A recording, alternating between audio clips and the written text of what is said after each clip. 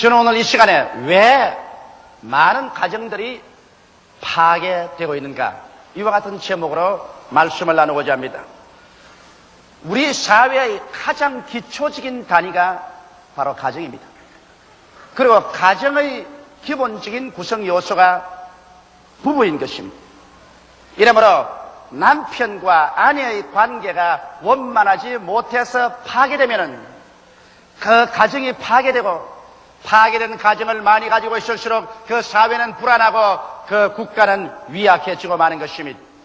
가정이란 하나님께서 인간 사회 속에 만드신 가장 첫 제도인 것입니다. 그러므로 하나님께서는 가정을 대단히 중요하게 여기십니다. 그렇기 때문에 나사렛 예수께서 오셔서 그가 가나의 혼인잔치에 오셔서 첫 기적을 행하실 때, 바로 처음 결혼하시나 포도주가 모자라서 낭패에 처한 신혼부부를 도와주기 위해서 물을 변하여 포도주로 만들어서 공공한 처지에서 해방시켜주는 일을 하신 것입니다. 이러므로 우리 하나님께서 얼마나 가정을 귀하게 여기신다는 것을 여기에서 직접으로 증명해 주신 것입니다. 그러므로 행복하고 건강한 가정은 하나님의 소원하는 바요, 이와 같은 가정이 많을수록 사회가 안정되고 나라가 튼튼해지는 것입니다. 그러나 오늘날 실제로 볼 때 온 세계에 걸쳐서 수많은 가정들이 불행하고 그리고 처참하게 파괴되고 있는 것입니다. 그리고 자녀들은 길거리에 헤매든지 고아원으로 가든지 이리저리 찢겨서 일가친척으로 있을 곳을 찾아가는 이러한 처지에 있는 일들이 대단히 많습니다. 사람들은 이와 같은 가정의 파괴의 원인을 여러 곳에 두고 있습니다. 급속적으로 오늘날 사회가 도시화되기 때문에 그들이 농촌의 안정된 환경에서 뿌리가 뽑혀서 도시화된 사회 속에 휘말아쳐 와서 그만 정신적인 가정적인 안정을 상실해버리고 그 결과로 가정이 파괴된다는 사람도 있습니다. 또 다른 사람들은 산업화 시대에 사람들은 시간과 조직에 묶여서 움직이기 때문에 가정적인 그러한 단합할 수 있는 시간이 없고 부부 간에 대화할 수 있는 시간이 많지 않기 때문에 가정이 파괴된다고 말하는 것입니다. 또 다른 사람들은 경제적인 기대와 요구는 많은데 현실적으로 그것이 이루어지지 않을 때 마음의 욕구, 불만과 나아가서 좌절감 등이 가정을 파괴하는 근원적인 이유가 된다고도 말하고 있는 것입니다. 실로 가정의 파괴에는 여러 가지 이유가 있지만은, 그러나 그 모든 이유 중 가장 절실한 이유가 부부 간의 인간관계가 실패할 때 여기에서 가정이 파괴되는 것입니다. 여러분, 결혼한 부부는 언제나 상호간에 대화가 이루어지고 원만한 관계가 이루어지도록 주도 면밀하게 늘 계획하고 애를 써야 하는 것입니다. 첫 결혼했을 때 한 1년 동안에 그 밸런스를 잡기 위해서 많이 애를 써야 되고, 또 결혼한 지 한 10년쯤 되어서는 이제는 가정이 거의 안정되고 경제적으로 안정이 이루어졌을 때 그때 또다시 한번 우리가 가정적인 밸런스를 잡아야 되고, 자녀들이 다 자라서 결혼하고 난 다음 이제 노년기를 있었을 때 그때 또다시 한번 부부는 그들의 환경의 전환기에 따라서 서로의 조화를 가져와야 되는 것입니다. 가정이라는 것은 그냥 내버려 두어서 잘 자라는 이와 같은 화원이 아닙니다. 끊임없이 벌레를 잡아주고 물을 주고 비료를 주고 그리고 햇빛을 비추어 주어서 꽃을 피고 열매를 맺도록 주도 면밀하게 돌봐줘야 되는 것입니다. 그러면 저는 오늘 이 시간에 가정을 파괴하지 아니하고 행복한 가정으로 만들 수 있기 위해서 어떻게 하면 좋은 부부간의 관계를 유지할 수 있는가, 거기에 대한 몇 가지 말씀을 여러분에게 드리고자 하는 것입니다. 첫째로, 행복한 가정을 위해서는 부부간의 대화의 창구를 항상 열어놓아야 되는 것입니다. 같은 지붕 밑에서 한 소트의 밥을 먹으면서도 대화를 하지 아니하고 부부간의 하숙처럼 그저 왔다가는 나가고 나갔다가 들어오가는 이러한 상황에 있으면 이 가정은 헤어지지 않았다고 할지라도 이미 죽은 가정인 것입니다. 가정이라는 것은 부부간의 대화 속에서 이루어지는 것입니다. 사람이 서로 만나서 살자면 원만하게 좋을 리만 없는 것입니다. 왜냐하면 한 남편과 한 아내라는 것은 그들이 자라온 과거의 경험도 다르고 환경도 다르고 교육도 다르고 성격도 다릅니다. 이렇기 때문에 자동적으로 내버려 두어서 서로 조화되고 아름답게 모든 것이 화목하게 이루어질 것이라고는 기대할 수가 없습니다. 이렇기 때문에 끊임없이 서로 조화를 해야 되는 것입니다. 그 조화를 하기 위해서는 대화가 이루어져야 되는 것입니다. 이러므로 우리 스스로의 삶을 서로 솔직히 개방해야만 되는 것입니다.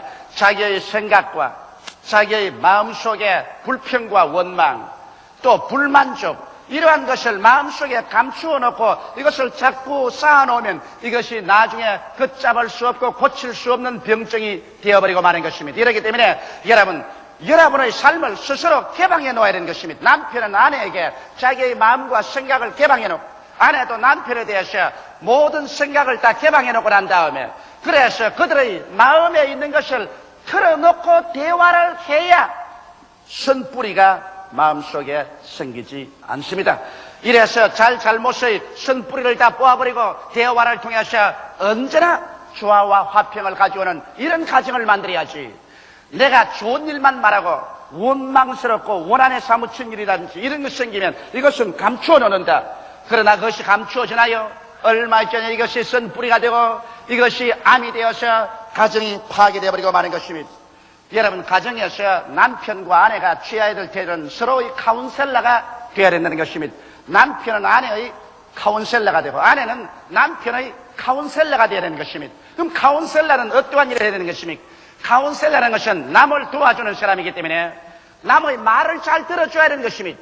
서로 말을 도와줘야지 일방적인 말만 하고 다른 사람 말만 하면 그런 소리 하지 마라, 시끄럽다, 입 닥쳐버리라 이렇게 말하면 그럼 카운셀러가 될 수 없는 것입니다. 남편은 아내의 말을 죄다 들어주고 그리고 있는 힘을 다해서 최대로 이해하려고 노력하고 그리고 아내의 위치를 동정하고 문제점을 해결에 도움을 주려고 애를 써야 되는 것입니다. 또 아내는 아내대로 남편하고 대화를 할 때 남편의 말을 들어주고 이해하고 그리고 동정하고 남편의 문제를 해결해 주려고 노력하고 애를 써야만 되는 것입니다. 이와 같이 서로서로의 카운셀러가 되어야지 일방적으로 명령만 내리고 다른 사람의 말은 짓밟아 버리는 이와 같은 태도를 취하면 그 가정은 벌써 파괴의 씨앗이 심어져 버리고 마는 것입니다. 이러므로 행복한 가정은 상호간에 대화의 창구를 항상 열어놓고 서로서로의 카운셀러가 되어야 되는 것입니다.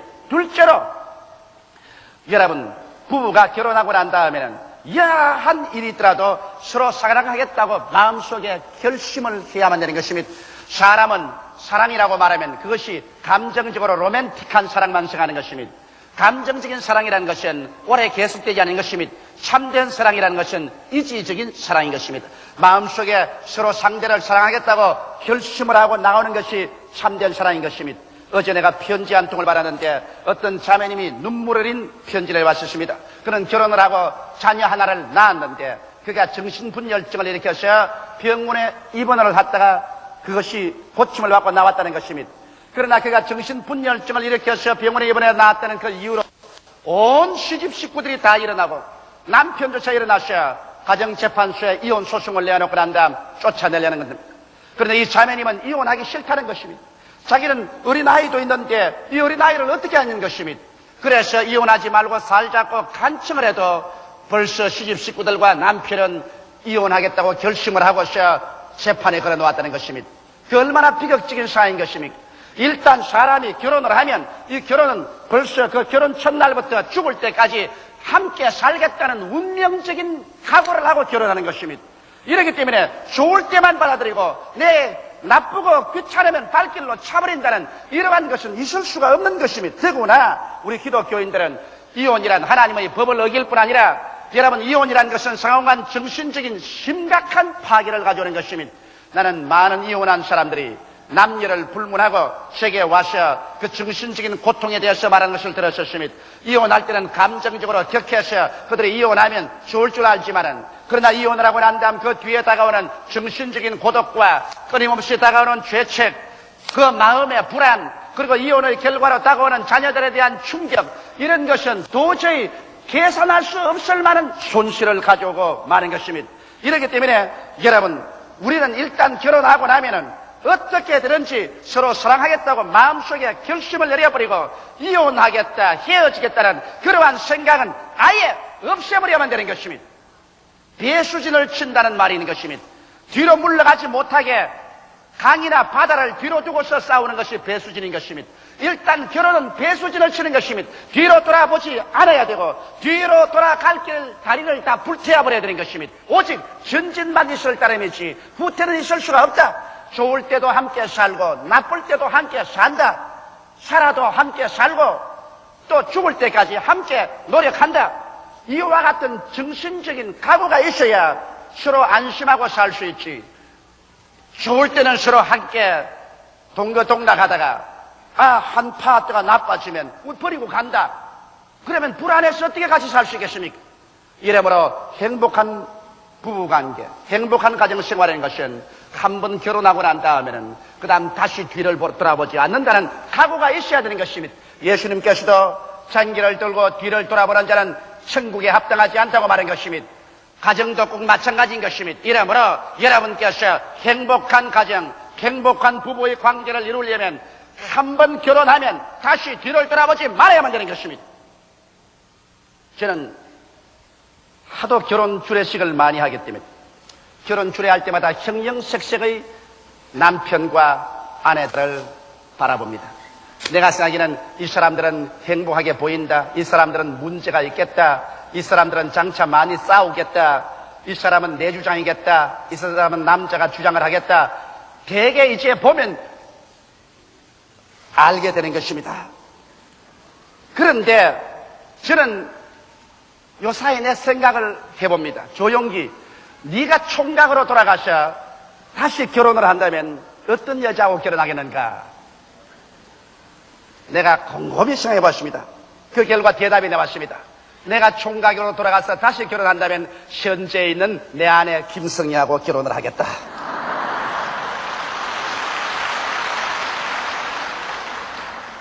살아보니까 함께 울고 함께 웃으면서 짐을 함께 걸머쥐고 살았다는 것이 얼마나 훌륭하고 좋은지 몰라요. 그리고 또 살아가면 결점은 자꾸 사라지고 장점만 자꾸 보고 살아야지. 결점을 자꾸 들춰내고 살면은 자기도 불행해지고 남도 불행하게 만들어버리고 마는 것입니다. 이 세상에 완전한 사람은 한 사람도 없습니다. 자기도 완전하지 못한데 누구를 완전하다고 요구하는 것입니까? 이러므로 일단 결혼했으면 여하간 어떻게든지 서로 사랑했다고 결심해야 행복한 부부관계와 가정을 가질 수가 있는 것입니다. 셋째로 여러분 행복한 가정생활을 위해서는 상대를 자기의 이상형이 되라고 강요하지 말아야만 되는 것입니다. 인간은 태어날 때부터 개성과 인격을 갖고 태어납니다. 이 개성과 인격이 짓밟힐 때 서로 마음의 상처를 입고 그리고 교제가 끊어지고 마는 것입니다. 사람들은 처음 결혼할 때 상대방을 자기의 취미에 맞고 이상에 맞도록 변화시킬 수 있다고 생각하는 것입니다. 그래서 남편은 아내를 욱박지르라도 내 생각대로 만들고 아내는 또 남편을 주물럭거려서라도 내 이성에 맞는 그 성격 소유자로 만들 수 있다고 생각하지만 그렇지 않습니다. 성격이라는 것은 마치 하나님께서 도장을 찍어서 내보는 것 같아서 일단 그 성격으로 태어나면 아무리 해도 그 성격이 변화되지가 않습니다. 그것이 정결하게 되고 깨끗하게 될 수는 있어도 근원적인 성격이 변화되지 않는 것입니다. 이렇기 때문에 우리가 결혼하고 살면 남편은 아내의 성격을 잘 이해해서 그 성격에 적용하면서 살려고 하고 아내도 남편의 성격을 잘 이해해서 그 성격에 적용하려고 해야 되는 것입니다. 나는 우리 가정을 보더라도 우리 집사람하고 저하고 성격이 대단히 다릅니다. 왜 다르냐 하면 저는 몹시 피곤할 때 우리 집사람이 피곤하니까 비타민 하나를 먹으라 하면 비타민이 입에 넘어가기 전에 벌써 힘이 생겨요, 내 몸에. 그래서 내가 비타민을 마시면 벌써 힘이 생긴다 그러면 저렇게 노적을 뜬다 그럽니다. 그런데 실제로 힘이 생기거든. 그건 왜냐? 비타민이 들어가서 소화가 됐으면 이 아니라 벌써 정신적인 반응이 그처럼 빠르다는 것입니다. 그러나 우리 집 사람은 비타민을 먹고 3시간이 지나야 힘이 생길 똥말똥한 것입니다. 그럼 서로 그렇게 성격적인 차이가 있는데 그걸 보고서 당신은 왜 그렇게 노적을 떼고 성격이 빠르냐고 그 고치라고 해도 그 성격 안 고쳐집니다. 또 나는 우리 집사람 보고 왜 슬로우냐 그 좀 슬로우하지 말고 좀 팔딱팔딱 해라 싸움밖에 안 되는 것입니다. 이러므로 우리 두 사람이 살다가 보면 저는 외국 여행 가면 비행장을 1시간 전에 가는데 우리 집 사람은 한 15분 전에 나갑니다. 나는 1시간부터 짐을 다 뿌려놓고 앉아가지고 일어났다가 앉았다가 일어났다가 앉았다가 우리 집 사람은 15분 전까지 편안하게 있습니다. 그래서 결혼 초년에는 이것 때문에 서로 부딪히고 많이 논쟁을 했지만은 이제는 서로 이해하고 조화가 되어서 나는 1시간짜리 우리 집 사람은 15분짜리 그래서 두 사람이 좋아해서 30분으로 낙착을 딱 지어버리겠습니다. 성격이란 것은 그런 쪽으로 변화가 되지 않기 때문에 서로 인한해서 조화를 시켜야지 이것을 내 일방적으로 끌어다가 강제로 굴복시키려고 하면 거기에서부터 상처가 나기 시작하고 그것이 성격적으로 벌써 삐뚤어지기 시작하는 것입니다. 이러므로 이기주의는 가정을 석고화시켜버린 것입니다. 남편은 남편대로 내 뜻대로 하지 않으면 안 된다. 내가 우리 집의 폭군이다. 이기주의를 만들면 그 아내는 나중에 석고가 되어버린 것입니다. 그 남편 시킨 대로 하지요. 하지만은 감정도 다 버려버리고 사랑도 다 버려버리고 이제 할 수 없으니까 순종한다. 이래서 나와 너의 대화, 인격적인 대화가 되지 않냐고 나와 그것의 대화, 사람과 물건과의 대화가 되는 것입니다. 할 수 없이 내가 살아가기 위해서는 어찌할 수 없이 너와 교제를 해야 되기 때문에 이제는 인간적으로 나는 대하지 않는다. 나는 하나의 물건으로 대한다. 그래서 나와 그것의 대화가 이루어질 때 비극적이 되는 것입니다. 나는 많은 가정이 그런 가정 형태로 된 것을 보았습니다. 남편들이 내 주목 안 하면 우리 집 사람 꼼짝도 못해. 내가 고함하면 꽉 지르면 우리 집 사람이 그대로 순종해. 그런 말을 하는 남편들을 많이 보는데 나는 그 말을 들을 때 당신의 가정은 나와 너의 관계가 아니라 나와 그것과의 관계가 이루어지고 있다는 것을 저는 당장 직감할 수 있는 것입니다. 순종을 하지요. 그러나 이제는 사람으로서 취급하지 않고 이제 무관심으로서 순종하는 것입니다. 아내도 그와 같습니다. 남편에게 자꾸 바가지를 끌고 남편을 괴롭히고 몹시 고통을 주고 자기 고집대로 자꾸 주장하면 남편이 점점 약해져 가지고서 나중에는 그 부인을 시키는 대로 하는 것 같지만은 인간적인 대화는 끊어지고 나와 그것과의 대화가 이루어지는 것입니다. 남편이라는 것은 결혼 초년에는 상당히 강하지만은 실제로 자식을 낳고 살아가면 점점 약해지는 것입니다. 부인은 처음에는 어린 양같이 되어서 시집을 오나 자식을 낳고 세월이 지나갈수록 점점 호랑이가 되어가는 것입니다. 이러기 때문에 실제로 남편이 굉장히 강한 것 같아도 나중에 지나고 나면 굉장히 약해지는 것입니다.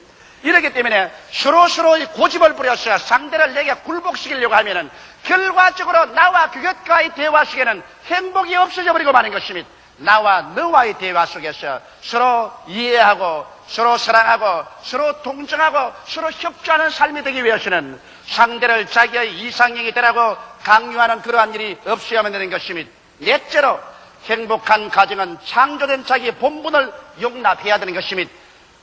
물론 남자는 남자된 것을 후회하는 사람이 별로 없습니다. 남자된 본분을 받아들여서 난 남자로서 살아간다고 하지만은 여자는 여자된 것을 후회하는 사람 내가 많이 보았었습니다.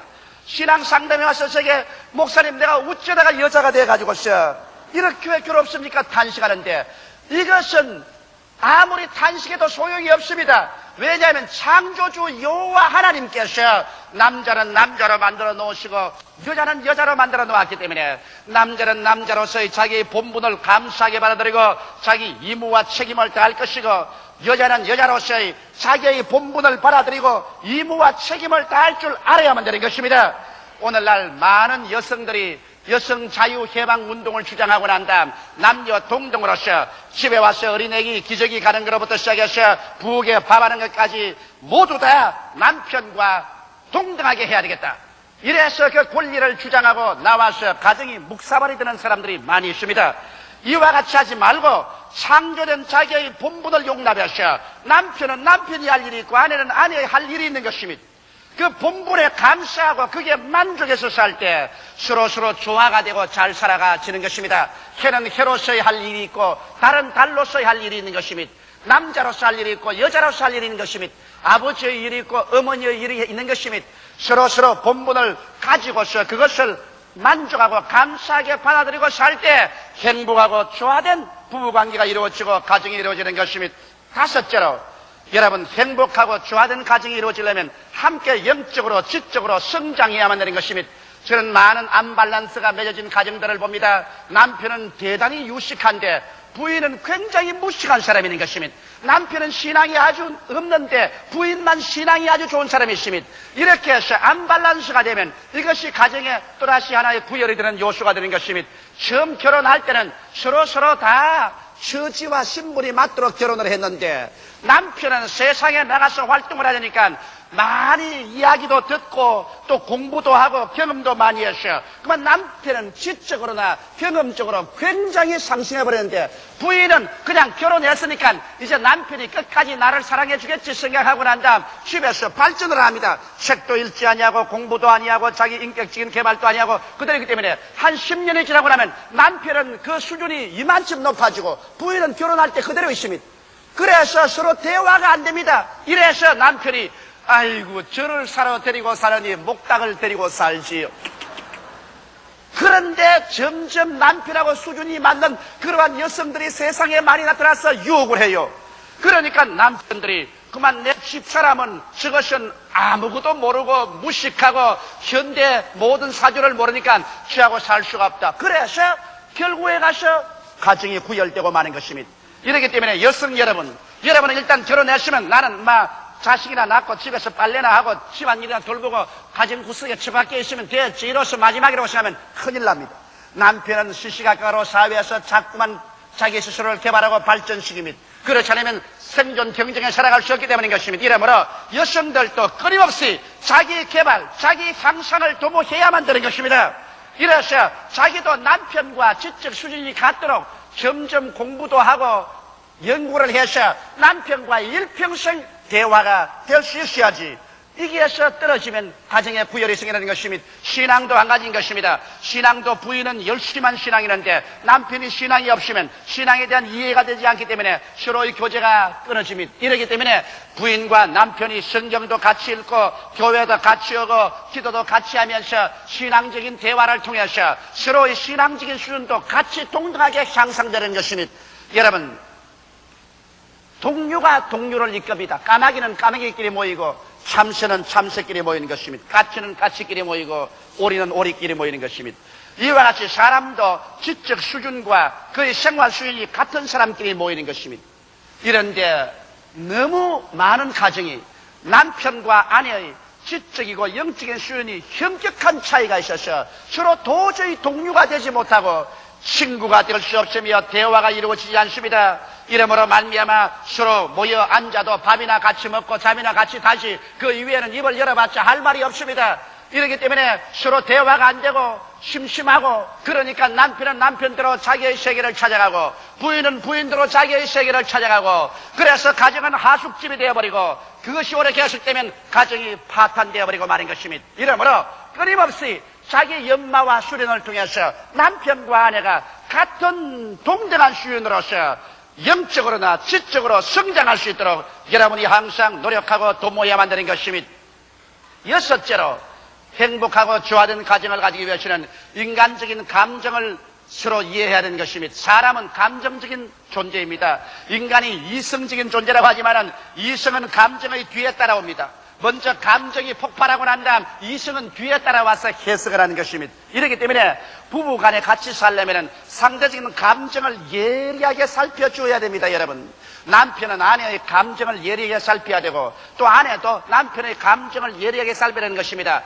친할수록 서로 존경하라는 말인 것입니다. 친하다고 막말을 해제되면 그로서 깊은 상처와 파괴가 오는 것입니다. 남편과 아내만큼 친한 자가 어디 있는 것입니까? 그런 이상 남편과 아내는 서로의 감정을 이해하고 보살피기에 굉장한 힘을 써야 되는 것입니다. 그렇지 않고 그냥 자기 말 나온 대로 해버리면 큰일 나는 것입니다. 예를 들어 말하면 남편이 기분이 나쁘다고 아내의 과거의 약점을 들어가지고서 그대로 자꾸 치면 파괴되어버린 것입니다. 또 아내도 남편의 약점을 들어가지고 당신이 이렇게 해서 잘못했잖느냐, 그러니 당신이 잘난 것이 뭐냐 감정을 쳐버리면 그 남편은 스스로의 마음속에 파괴됩니다. 사람이란 굉장히 섬세한 감정적인 존재인 것입니다. 이러므로 될 수만 있으면 그 인격적인 감정에 상처 입은 것에 손을 떼지 말아야 되는 것입니다. 상처 입은 사람을 보고 상처 입었다고 해서 아픈 데를 자고 손으로 누르면 그 굉장히 아픈 것입니다. 이러기 때문에 감정을 서로 이해해서 상대방의 감정에 상처를 입히지 말아야 되는 것입니다. 그리고 또 혹시 상처를 입혔을 때는 용서를 빌고 또 용서해야 되는 것입니다. 서로 남편과 아내 간에 내가 잘못했습니다, 이 말 한마디 못해서 파괴되는 가정이 많습니다. 남편이 아내에게 내가 그래도 남편인데 내가 너에게 잘못했다고 말을 해? 또 아내는 아내대로 내가 무엇 때문에 그 사람에게 잘못했다고 내가 해? 나도 인격자인데. 그래서 잘못했다는 말 한마디 하나로 말미암아 파괴된 감정을 고치지 못하고 이것이 영영 돌이킬 수 없는 파탄에 이를 때가 있는 것입니다. 이러므로 여러분께서 잘못했다고 생각할 때 또 서로 내가 잘못했지 않았다고 할지라도 이것으로 말미암아 상대의 감정을 고치기 위해서는 잘못했다는 말 한마디가 그렇게 어려울 것이 없습니다. 그러므로 내가 잘못했어요, 내가 잘못했네, 용서해 주세요, 용서해 주게, 이와 같은 말이 즉시로 그 깊은 상처를 고치고 다시 화목을 가져올 수 있는 좋은 치료제가 될 수 있는 것입니다. 이러므로 가정 부부의 관계는 하나의 예술 작품입니다. 법적인 묶임이라고 생각하면 안 되는 것입니다. 아름다운 예술 작품인 것입니다. 여기에 성가대원들과 오케스트라가 아름다운 찬양을 불렀는데 이거 예술 작품으로서 조화와 질서를 잡지 않았으면 이런 아름다운 음악이 안 됩니다. 부부 관계도 그와 같은 것입니다. 그대로 결혼했으니 그대로 내버려 두면 생활이 된다고 생각하면 거대한 오해인 것입니다. 이것은 하나의 예술 작품으로서 끊임없는 관심과 관찰과 예술적인 노력이 아니고는 우연한 성공이란 절대로 오지 않고 우연한 축복이라는 것도 오지 않은 것입니다. 가정이 불행하면 삶의 기쁨이 다 사라지고 삶의 이욕도 사라지는 것입니다. 그래서 모든 일에 낭피하고 마는 것입니다. 그러나 가정이 행복하면 삶의 이욕이 충천하고 살아가는 일에 행복이 넘치는 것입니다. 우리들은 하나님께로부터 받은 가정을 아름답게 성장시키어 수려한 예술작품으로 하나님께 바쳐야 될 의무가 있습니다. 가정은 부부 그 어느 한편의 노력만으로도 안 됩니다. 두 사람이 함께 노력해야 되는 것입니다. 다 같이 고개 숙여 기도드리겠습니다. 사랑이 많으시고 거룩하신 우리 아버지 하나님, 우리는 다 가정의 산물이고 또 우리는 가정을 가졌든지 또 지금 가지고 있든지 장차 가지든지 할 사람들입니다. 사랑이 많으신 아버지 하나님이시여, 행복한 가정은 하나님 앞에서의 책임이요 의무요, 또 행복한 가정은 건강한 사회, 강한 국가를 이루가는 기초입니다. 하나님 아버지, 오늘 이 시간에 우리가 다 우리 손을 가슴에 얹어놓고 하나님 앞에서 선물로 받은 우리 가정이 진실로 행복한 가정이냐, 그렇지 않은 부부간에 마지못해서 살고 있느냐, 서로 미워하고 원망하면서 살고 있느냐, 서로 결혼한 것을 한없이 후회하면서 살고 있느냐, 우리 스스로를 살펴보고 우리 스스로를 고치게 하여 주시옵소서. 성령이여, 우리 각자의 마음속을 이 시간에 살펴보아 주셔서 오늘 이 시간에 행복한 가정을 갖지 못한 사람들마다 모두 다 치료함을 입을 수 있도록 도와주시옵소서. 예수님 이름 받들어 기도드리옵나이다. 아멘.